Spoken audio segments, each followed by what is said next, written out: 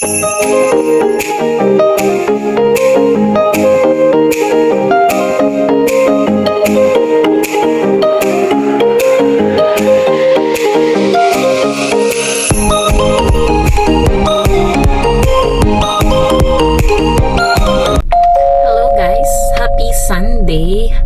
and today is April 27, time check 3:58 p.m. and andito lang kami sa may labas ng building, guys, kasi umakyat si Harold, may nakalimutan, so naiwan na lang din ako dito. And kamusta ang lahat? And as you know, kung nabalitaan nyo kagabi, April 26, yung tragic incident dito sa Vancouver na nangyari sa Lapu-Lapu Block Party. Parang ibibigay ko lang yung aking short thoughts sa nangyari. Siyempre nakakalungkot din, heartbreaking, especially sa Filipino community nangyari. Kagabi nga halos napuyat ako, parang hindi ako makatulog kakaisip dun sa nangyari. Ang dami kong what ifs kasi nasa calendar ko talaga, guys, yung Lapu-Lapu event na yan, and sinasabi ko kay Harold na punta tayo, tingnan natin yung food trucks, kung anong mga happenings doon. Tas may concert nga si Apple the App. Tas nung morning ng Saturday, pinag-usapan ulit namin, sabi ko tingnan mo yung Instagram account nila, meron doon yung map kung saan ka may palengke, may food trucks, tapos yung grounds kung saan yung concert. Napag-usapan nga namin ni Harold na check natin kahit saglit lang. Kaso naisip naman namin si Hailey, wala siyang ear muffs kasi for sure may loud music doon, may mga speakers. And syempre, di ba, para sa baby, parang hindi pa siya dapat ma-expose sa mga ganong malalakas na noise.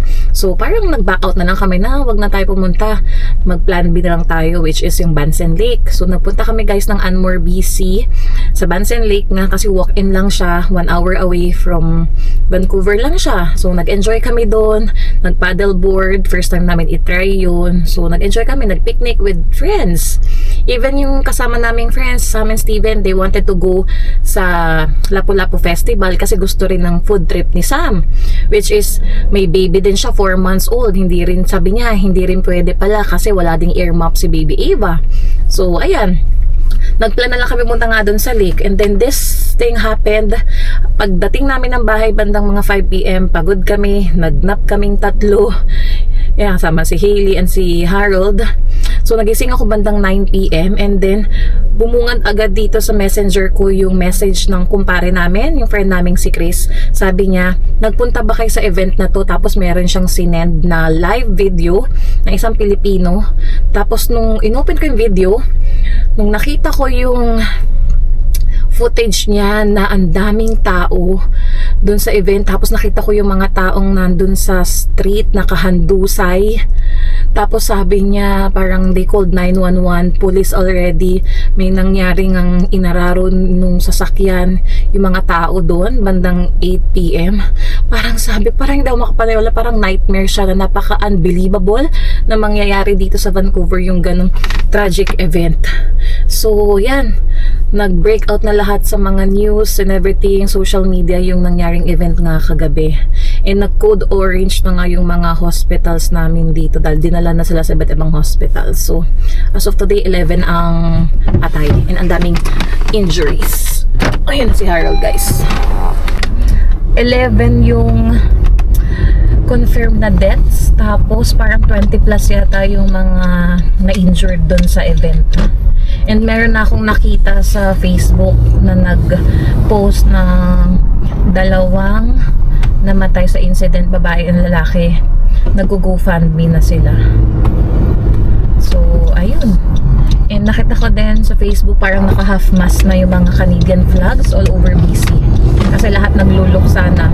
Even si BBM and si King Charles nagbigay na sila ng statement about the incident. Yan, nakita ko na rin sa Google yun. Screenshot ko na lang sa inyo. Init today, oh. Ilang degrees? 18 degrees. And ang gas namin 155.5.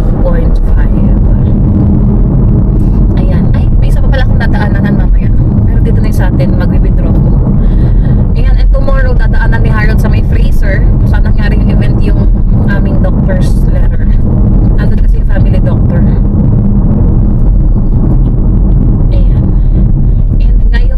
PM meron daw silang prayer vigil dun sa mismong site kung saan nangyari yung insidente. Yung pwede daw magdala ng candles and flowers, mag-uya, tapos may prayer vigil. Kung hindi naman makakapunta, mag-direct na lang daw ng kandila sa kanya-kanyang bahay. Maganda pa din ang weather, kala ko uulan. Ano yung nakalabas ng ulo doon? Ay, Aso. aso pala. Ano ka na yung plastic na lumalabas doon sa bintana? Aso pala. Hindi na makakalimutan yung araw ng April 26 na yan. And hindi mo na hindi rin natin sure kung itutuloy pa rin nila yung yearly event ng Lapu-Lapu Day.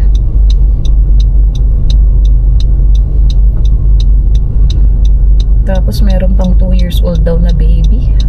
Grabe yun. Pilipino to. Ito. Ay. Type R na yun. Filipino, type R. Narinig ko nga yung umakan Yung unknown crew. Sticker yun sa likod. Yun yung kinausap natin doon sa Saan? doon sa car meet. Car meet? Oo, isa siya sa mga crew. Yung kinausap ko na naka-type R din. Yung mga Pilipino. Ikaw lang Nasa Tim yata yun. Hortons ka. Ikaw lang yun. Nasa Starbucks ka nun? Yung may kinausap ka? Ikaw, nasa Tim Hortons ka nun. Hindi ko. Kilala mo siya? Hindi yan, pero ano niya. Yung sa market, ano nga yun? Market mall ba yun? Market crossing. Okay. Yun, market crossing. Alam ko na. Isa siya doon. Yung naka-type. Oo. Parang familiar. Sabi niya, ito din yung kotse namin nakita naka-lower na CRV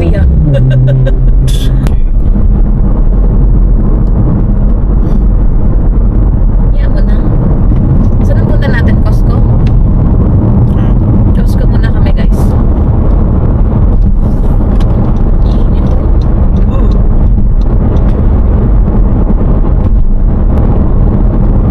Pumataw na pero maabutan mo din naman. May construction dito ng Richmond doon. Ayan.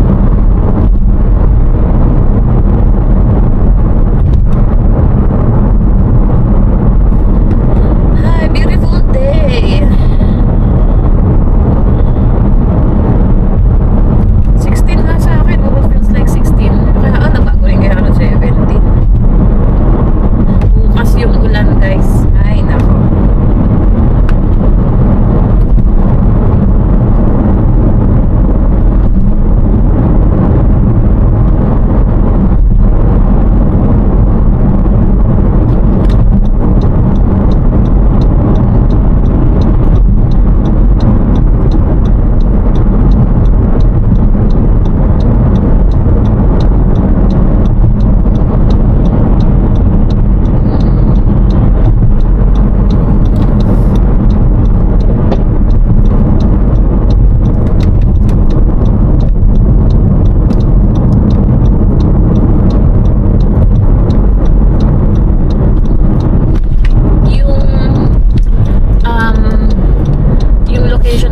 Kung saan nangyari yung tragic event na yun, 9 minutes away lang kami sa location na yun.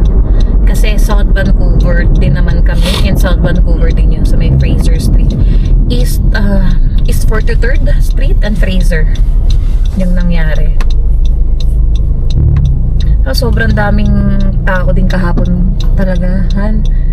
Hindi daw din natin kakayanin yung init pag may kasamang bata. Tapos 1 hour mahigit pa yung line up sa mga food truck. Hindi mo alam kung may madadatnan ka pa doon sa gusto mong orderin. Tsaka traffic. Yeah. Hindi, napanood ko lang ngayon yung vlog ni Tony Med. Nakita ko doon parang video niya nung ang daming tao talaga. Hindi nga rin sila nagtiis na pumila ng 1 hour para sa mga isaw-isaw ganon or any Filipino food. Kasi grabe yung pila sa mga food truck. Sabi ko nga sa kanya sa comment ko, just go on ordinary day sa Pampangas Cuisine kung gusto nyo matry talaga yung mga barbecue nila, ganon. Pero pag ganyang event, di mo asahang maka-food trip ka. Sa Cusco. Not unless maaga kang pumunta dun. Yan, daming pakanan pa Costco.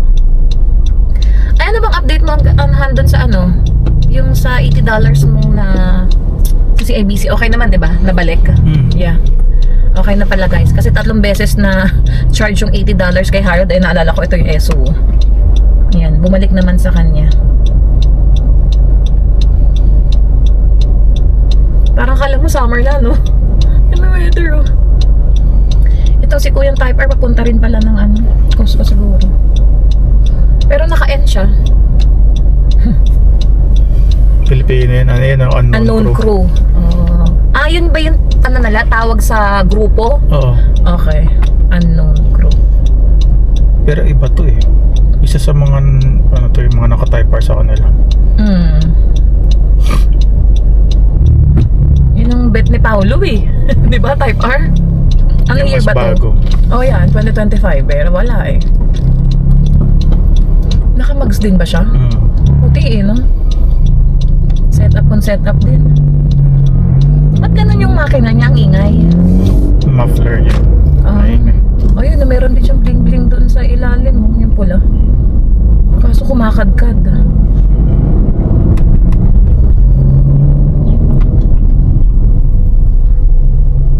Sakalam sa Type R.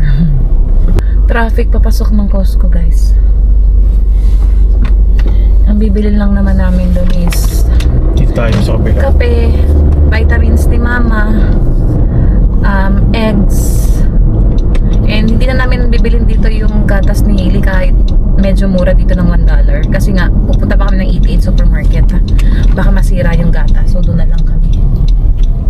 Pero kung ihuhuli kasi namin Costco, pwede pa dito, kaso hinahabol namin yung until 6 PM lang ang Costco, kaya inuna namin puntahan si Costco. Ang 88 supermarket naman hanggang gabi yan. So, no need to worry sa time. Pag linggo talaga, full pack tong Costco dito sa Richmond.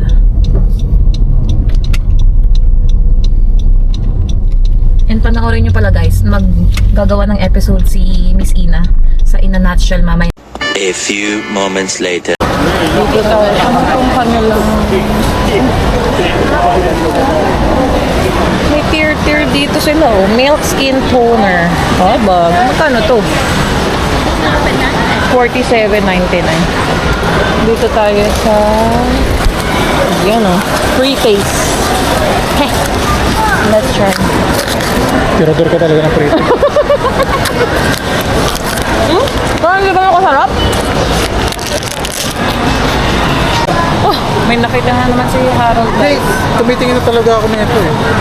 Ano to? Sport Brella. Ito siya. Tingnan mo yung tsura.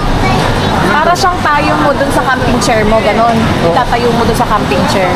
Sa gilid mo pala siya i-stick. Ayun guys. Oh. Para daw kay Mama at Hailey. Kasi si Hailey mahilig matulog pag nasa lake kami. Sarap ng nap niya eh. Maganda weather. Doon tayo sa sun. $24.99. Yeah, $24.99 yan.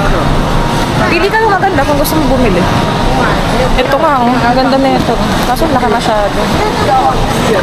Ano yung isang yan? 21 super size nylon kites. Kites. Check pa ni Harold. Saan pwede ngayon ito? Kita Ito, tinan mo. Ito sa gilid. sa gilid Ano ng nga? phone. Pero depende siguro sa upuang nabili mo or ano. Check mo. Ito pala guys. Teka.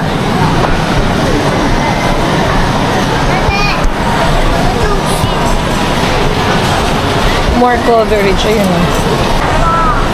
Ayan guys. Tingnan nyo ito mga pangbata.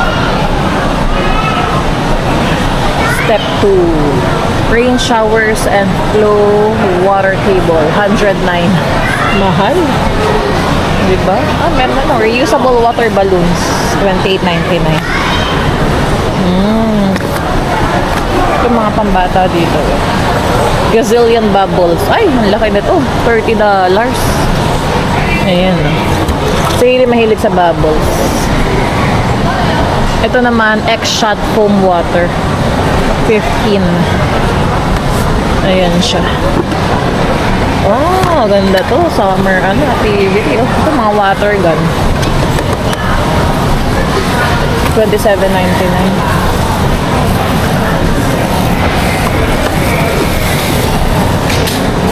This one is good. Ayan. 6 pieces. Tubig. Yung si Harold busy dun guys. Ito guys, sa mga gustong camping or picnic. Meron sila ditong quick setup shelter. Yan. Ako close din daw yan. $60. May ganito kami eh. Hindi ko alam kung magkano yung bili ni Harold. Pero medyo mas malaki ng konti. Tapos nagkakasya yung airbed namin. Kasi nakakatulog si Harold doon. Ako and si Hailey. Ayan. Ngayon ko lang nakita to dito sa Costco. Wildland yung tatak nila. Ayan guys. Naglabasan na yung mga pang-camping and picnic. Ito oh. Cooler. Igloo. $84.99. Tapos ito yung backpack na chair. Ayan guys. Medyo bulky lang kasi ito. Pero maganda din to. $45. Oh sige. Convince me more. May kutsara tinidor. May chopping board. Oh. May Kutsilyo. Kutsilyo. Oh. Oh. Ano yung isa? Ano yan? Para sa May soup. tong. Gusto mo magsinigang? O tapos? Prito. May tong. Pang barbecue din yan ay parang malapad na yan. Tama ba? Ha? Parang sa, pwede yan sa parang patty. Oo. Pag mag-burger, no? Ilang beses na niya ito binabalikan guys. $49.99. Pinipigilan ko lang siya. Kasi para sa akin hindi kailangan. Dahil every summer nga lang daw. Pero dahil naka-reimburse kami na $56 to sa thermometer ni Hailey na nirefund namin. Yun daw ipapalit niya. Ano? Kunin mo na nga! Ilang beses? Kunin mo na! Ipalit mo na dun sa thermometer na binalik natin kasi false negative na kukuha namin lagi doon sa temperature ni Hailey. Ito gusto niya. Ilang beses na niya ito tinitignan, binabalik-balikan. Kaya... Go, kunin ko na sa'yo. Ikaw din ang magbabayad niyan eh. Mahal kasi, bakit kasi 50? I know. Hindi nga siya nagsisale. Ayan, okay. Happy ka na? Ha? Happy ka na? Uy, meron. Kunin mo na yan. Kasi, actually, may $6 ka pa nga ditong extra eh. Pwede nga rin pang picnic kasi ito eh. Eto. Ay, sana may resibo. Pakita ko sa inyo, guys. Hindi ko lang na-vlog kanina kasi nag-return. Pumila nga ako sa returns. Eh, habang naghahanap ng parking spot si Harold. So, eto. May na-refund kaming $56.83. Ayan. Buti nga naalala ko dalhin kasi ilang beses ko nang naiiwan yun sa bahay pag nagko-Costco kami. Eh, hindi talaga namin nagamit kay Hailey. Tapos binila namin siya nung digital. Hindi digital. Ano nga tawag doon? Yung parang infrared na thermometer. Yung ini-scan lang niya sa ano mo, noo. Hindi nag-work eh. Mali-mali yung readings. Mas gusto ko pa yung old school na thermometer yung nilalagay sa kilikili. So, sinuli namin. So, ayan na lang ipalit ni Harold. Para Teka, hanap muna ako sa Amazon. Hala, ayan na. Mag-Amazon na siya. Tinignan niya pa niya yung mga best prices or best option para dito sa gusto niya. Kano yan? Magkano siya? That's $49.99. Ano siya? Camp kitchen set. Ayan. Ganyan yan. Bago nyo mapag-decide na talagang bibilin, maghahanap pa yan ng ibang option. Ayan. Sabi ko, kunin na niya eh. Okay naman siya. Kasi 21 pieces na, tapos may bag pa siya. Kompleto na. Kasi usually, nagdadala kami sa bahay lang. Yan, sabi ko may mga disposable kaming spoon and fork, kutsilyo. May maliit naman din kaming Pero ito, for camping purposes lang talaga. Ano ba itong isang to? Ano yung sa salt and pepper? Sige, wag muna. Wag muna. Ayaw niya. Kukuha din pala kami ng sabon, guys. Sana may nakasale dito. Yung pala yung sinabi sa akin ni mama kanina.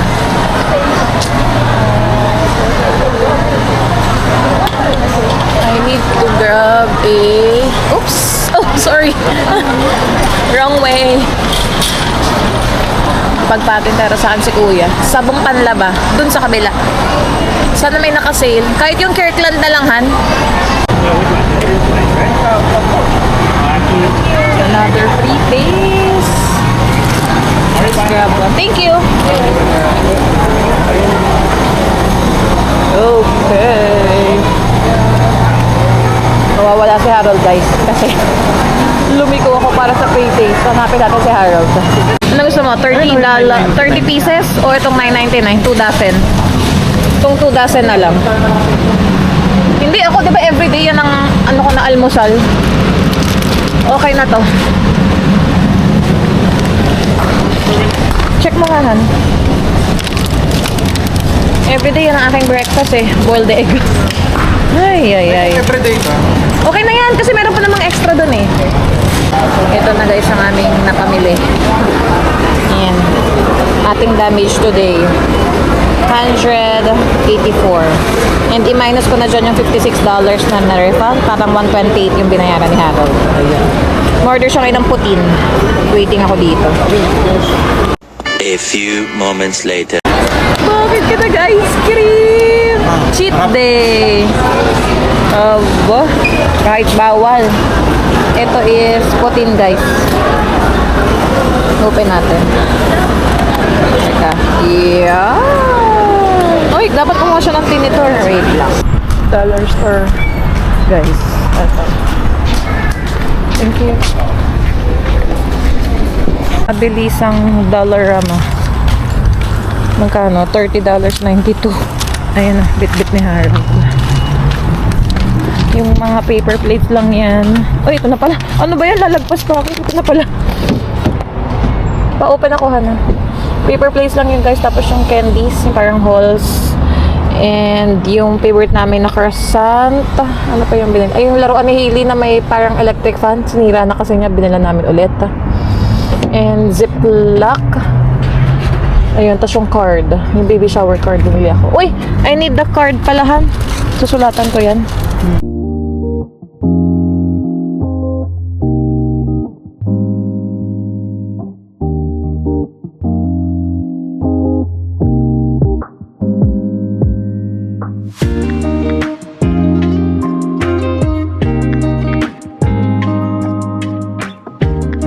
Dr. Hailey? Dr. Hailey Kirstenchen? Are you gonna be a doctor someday? Para saan yan? Lalaki pa sa bibig niya. Ang dentist niya. What's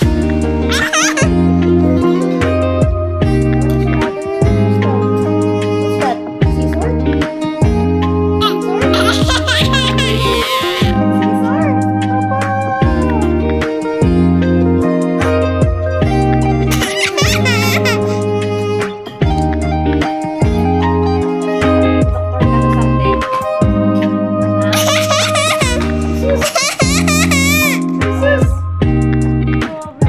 Oy, that's the other Caesar, oh. Look, Hailey over there. You know, other Caesar.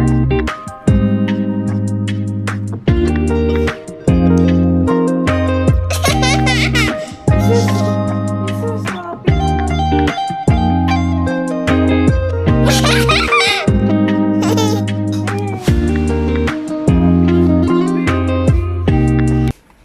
One eternity later. Hello guys, ayan, update. Nakauwi na kami ng bahay kanina, siguro mga 7 p.m. And ayan, ngayon lang ako makakapag-update sa inyo. Hindi na ako makakapag-haul kasi nailigpit na yung mga groceries. And pinakain si Hailey, nag-dinner na din ako. And may mga nag-message pa nga sa akin about that incident. And ito nga, currently pinapanood ko yung vlog ni Miss Ina. Andolong na in a nutshell. Kaya kung meron kayong time, guys, mag-subscribe din kayo sa vlog ni Miss Ina. So, napasama ko dyan sa episode niya kasi nagbigay ako ng short video about my thoughts dun sa nangyaring incident sa Lapu-Lapu Block Party dito sa Vancouver. And, parang as of recording natin, 11 na yung namatay. Grabe, nakakasad talaga, parang devastated. And sabi nga nung parang chief BPD dito sa Vancouver, it's the saddest day here sa Vancouver. Yung nangyaring yun. 'Di ba parang hindi mo na siya makakalimutan every April 26 na i-commemorate nila yung tragedy na nangyari. Especially Filipino community. And nag-message din pala sa akin yung friend ko. Nag-send siya sa akin ng screenshot about sa news. So, basahin natin to guys. Sabi dito, murder charges have been filed against a suspect in the Vancouver car ramming attack. The British Columbia Prosecution Service has charged pinangalanan na nila guys, pero hindi ko muna banggitin. 30 with 8 counts of second-degree murder and said more charges were possible, according to the Associated Press. Police said the suspect has a history of mental health issues. The man was arrested after a black Audi SUV entered the street just after 8 p.m. on Saturday and struck people attending the Lapu-Lapu Day Festival. 11 people, including a 5-year-old child, were killed in the attack. Ay, grabe. My baby, guys. Pero dun sa nakikita ko and yung sa shinare ko sa Facebook ko, kaka 1-year-old pa lang daw ng baby and kasama yung tatay. Critical sila guys, nasa ICU. So hopefully talaga makasurvive sila, or you just need to pray for them. Pero iba pa, hindi ko alam kung iba pa tong 5-year-old child. May sinabi dito, including a 5-year-old child were killed. So, iba pa nga tong bata na namatay. Kasi yun, yung 1-year-old nasa ICU, guys. So, meron silang mga GoFundMe. Kung makikita nyo siguro, magva-viral din yun. Anything can help, guys. And, kaninang 5 p.m., parang meron silang prayer vigil. Naglagay ng mga candles and mga flowers dun sa Fraser mismo kung saan nangyari yung incident.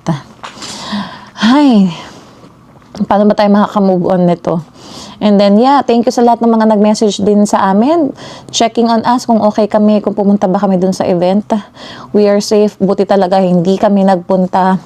Parang maturing mo siyang blessing in disguise na nag-change yung mind namin. Kasi nasa calendar ko talaga siya, guys, na parang gusto namin pumunta dahil last year nga hindi kami nakapunta. At yun yung saktong birthday nga ang binyag ni Hailey. And parang sabi ko, mukhang masaya, food trucks, may mga concert. And ayun, makikisaya ka lang sa, cultural event ng mga Pilipino. So, ayan. Lesson learned.